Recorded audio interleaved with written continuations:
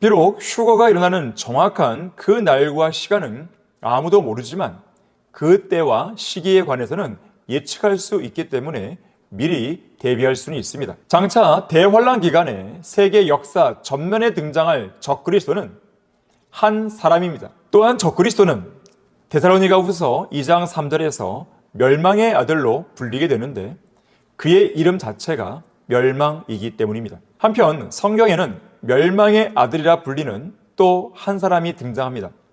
바로 유다 이스카리ot입니다.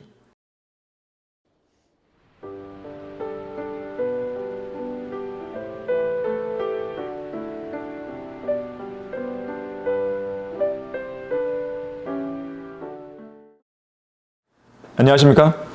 오늘 강의 제목은 적그리스도는 유다 이스카리ot이다입니다. 1988년 에드거 위스넌트가 1988년에 휴거가 일어나는 88가지 이유라는 책을 출간했습니다. 하지만 예측이 불발되자 그 시기를 1989년으로 바꾸고는 마지막 외침 휴거 보고서 1989라는 책을 발행했습니다. 당시 이 두 권의 책은 휴거를 믿었던 많은 그리스도인의 믿음을 파괴하는 치명적인 결과를 초래했는데 이는 휴거가 일어나지 않은 것에 무척 실망한 많은 그리스도인들이 성경적 교리인 휴거에 대한 소망을 저버리고 과거의 인본주의적인 방식으로 돌아가서 이 세상을 더 살기 좋은 낙원으로 만들자라는 구호를 외쳤기 때문입니다. 한편 우리나라에서도 1990년대에 이장님을 중심으로 결성한 다미 선교회가 1992년 10월 28일 자정에 휴거가 일어난다는 유언비어를 퍼뜨려서 사회 전반에 큰 무리를 일으킨 적이 있었습니다. 다미 선교회에서 다미라는 명칭은 1980년대 후반에 이장님이 쓴 책 다가올 미래를 준비하라는 제목에서 첫 글자를 따온 이름 다미인데 시한부 종말론자인 이장님은 요한계시록에 관한 왜곡된 가르침과 노스트라다무스의 예언을 짜깁기 하여 그가 정한 날짜와 시간에 휴거가 일어난다는 거짓말을 함으로써 많은 신자들을 미혹했습니다. 특히 깨어 기다리는 사람만 휴거될 수 있다고 믿은 그들은 약속된 날짜에 정해진 장소로 소위 휴거 복장인 흰옷을 입고 모였습니다. 휴거 소동이 일어났을 때 어떤 기도원에서는 흰옷을 입어야 한다고 해서 여자들이 흰 한복을 입고 그곳에 모여들기도 했습니다.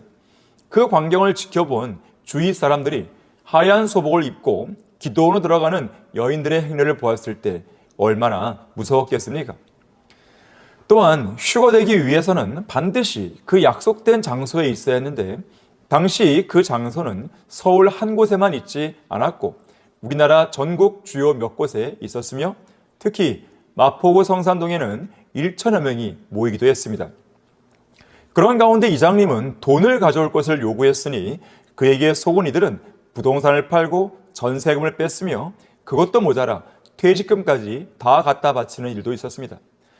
하지만 어차피 휴거될 것인데 도대체 그들은 왜 돈이 필요했을까요? 결국 휴거가 불발되자 많은 사람들이 복된 소망, 곧 위대한 하나님이신 우리 구주 예수 그리스도의 영광스러운 나타나심에 대한 믿음과 소망을 잃어버렸고 전천년 세대주의를 이단으로 몰아가기 시작했습니다. 이것이 바로 그런 사기꾼들을 통해 사탄이 의도했던 노림수입니다. 하지만 그렇다고 해서 휴거가 일어나지 않는 것은 아닙니다. 그 사건은 반드시 일어나야 할 성경적 교리이기 때문입니다. 나의 사랑하는 이가 내게 일러 말하기를 나의 사랑, 나의 어여쁜 자야 일어나 떠나자. 보라, 겨울도 지나고 비도 그쳐 사라졌으며 땅에는 꽃들이 피고 새들이 노래하는 때가 왔도다. 산비둘기의 소리가 우리의 땅에서 들리는도다. 무화과나무는 푸른 무화과나무들을 내고 포른 엉쿠는 부드러운 포도로 좋은 향기를 내는도다. 나의 사랑, 나의 어여쁜 자야 일어나 떠나자 하였도다. 솔로몬 노래 2장 10절에서 13절까지 말씀입니다. 비록 휴거가 일어나는 정확한 그 날과 시간은 아무도 모르지만 그 때와 시기에 관해서는 예측할 수 있기 때문에 미리 대비할 수는 있습니다. 신랑이신 예수 그리스도께서 공중으로 오셔서 신부인 교회에게 나의 사랑, 나의 어여쁜 자야 일어나 떠나자라고 말씀하시게 될 휴거의 시기, 곧 계절, 시즌은 늦은 봄일 가능성이 높습니다. 왜냐하면 보라, 겨울, 곧 12월, 1월, 2월도 지나고 비, 그러니까 늦은 비가 내리는 3월, 4월도 그쳐 사라졌으며 땅에는 꽃들이 피고 새들이 노래하는 때, 곧 5월이 왔도다라고 말씀하기 때문입니다. 이것은 우리가 사용하는 달력으로 보면 5월 중순에서 6월 중순 사이에 해당하고 이스라엘 절기로는 오순절에 해당합니다. 그러나 아무리 성경적으로 시기를 예측해 본다 한들 그 날과 시간을 구체적으로 정할 수는 없습니다. 왜냐하면 예수님께서 그 날과 시간에 관해서는 아무도 모르나니 정녕 하늘에 있는 천사들도 모르고 아들도 모르며 오직 아버지만 아시니라고 말씀하셨기 때문입니다. 특히 하나님께서는 이스라엘의 역사에서 어떤 해들과 달들 및 날들을 계산하시지 않은 것처럼 그분의 계획 속에 계산에 넣지 않으시는 날과 시간이 있고 또한 누군가의 구원을 위해서 그 때와 시기를 조율하기도 하십니다. 주의 약속은 어떤 사람들이 더디다고 생각하는 것 같이 더딘 것이 아니라 오직 우리에 대하여 오래 참으시어 아무도 멸망하지 않고 다 회개에 이르게 하려 하심이라. 또 우리 주의 오래 참으심이 구원인 줄로 생각하라. 우리의 사랑하는 형제 바울도 그가 받은 지혜대로 너희에게 그렇게 썼고, 베드로후서 3장 9절과 15절 말씀입니다. 따라서 성경의 예언과 예표에 따라 늦은 봄일 가능성이 높다는 것뿐이지 예수 그리스도께서는 언제라도 공중으로 오셔서 우리 그리스도인들을 구름 속으로 끌어올리실 수가 있는 것입니다. 문제는 휴거가 일어날 때 이 땅에 남겨지게 될 구원받지 않은 여러분입니다. 지상에 남겨질 자들이 직면하게 될 세상은 성경에서 죄의 사람 곧 멸망의 아들이라 불리는 적그리스도가 통치할 세상이며 이것에 관해서는 요한계시록 6장부터 19장까지 말씀에서 자세하게 묘사되어 있습니다. 이 기간을 가리켜 대환란, Great Tribulation이라고 성경을 말씀하는데 적그리스도의 치하에서는 그의 표나 이름 혹은 그의 이름의 숫자인 666을 받지 않으면 어떤 물건도 사고 팔 수 없습니다. 소위 새로운 세상에서 사람들은 돌연변이 괴물들의 공격에 진저리 칠 것이고 2번에 걸친 세계대전으로 절반 이상의 지구인들이 전멸당할 것이며 온갖 재앙으로 인한 두려움으로 실신할 사람들이 많을 것입니다. 장차 대환란 기간에 세계 역사 전면에 등장할 적그리스도는 한 사람입니다. 특히 죄의 사람, 데살로니가후서 2장 3절에서는 그렇게 부르고 있습니다. 왜냐하면 죄가 사탄에게서 시작되었기 때문인데 죄의 기원인 사탄이 인간의 몸으로 육화한 존재가 바로 적그리스도인 것입니다. 또한 적그리스도는 데살로니가후서 2장 3절에서 멸망의 아들로 불리게 되는데 그의 이름 자체가 멸망이기 때문입니다. 또 그들에게는 자기들을 다스리는 왕이 있으니 끝없이 깊은 구렁의 천사요 그의 이름은 히브리어로 아바돈이며 헬라어로 그의 이름은 아폴루온이더라. 여기서 아바돈과 아폴루온은 모두 멸망을 의미합니다. 그래서 적그리스도는 끝없이 깊은 구렁에서 나와 이 세상을 정복하고 평화로 많은 것을 멸하다가 결국 멸망으로 들어갈 것입니다. 피터 러크만 목사의 설명에 따르면 14세기경 바빌론 유대인들의 신비주의 경전인 조하르에서는 메시아가 그리스 신화의 아폴로처럼 땅 밑에서 이스라엘을 구원하러 올라오기를 기다리고 있다고 이야기합니다. 또한 바빌론의 탈무드는 그가 올 때 로마의 문들에서 나타날 것이라고 가르치며 내용이 완전히 뒤죽박죽인 예루살렘의 탈군, 그러니까 아람어로 번역된 구약 성경에서는 적그리스도가 로마에서 나올 것이고 그가 곧 예수 그리스도가 될 것이라고 말합니다. 한편 성경에는 멸망의 아들이라 불리는 또 한 사람이 등장합니다. 바로 유다 이스카리ot입니다. 내가 그들과 함께 세상에 있었을 때는 아버지의 이름으로 그들을 지켰나이다. 아버지께서 내게 주신 그들을 내가 지키었고 멸망의 아들 외에는 그들 중 아무도 잃어버리지 아니하였으니 이로써 성경이 이루어지게 한 것이옵니다. 요한복음 17장 12절 말씀입니다. 다시 말해서 적그리스도와 유다 이스카리ot은 별개의 두 인물이 아니라 동일한 존재인 것입니다.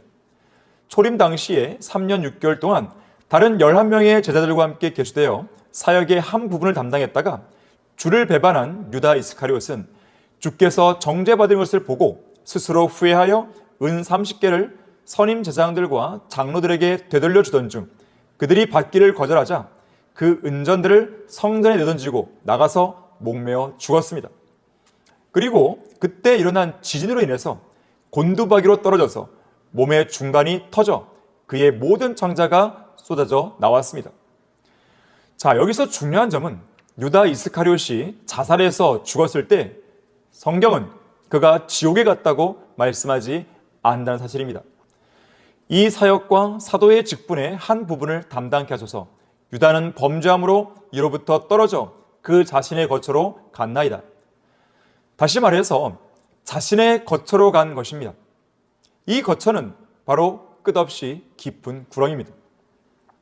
끝없이 깊은 구렁의 천사이자 왕이 바로 멸망의 아들인 유다 이스카리ot입니다.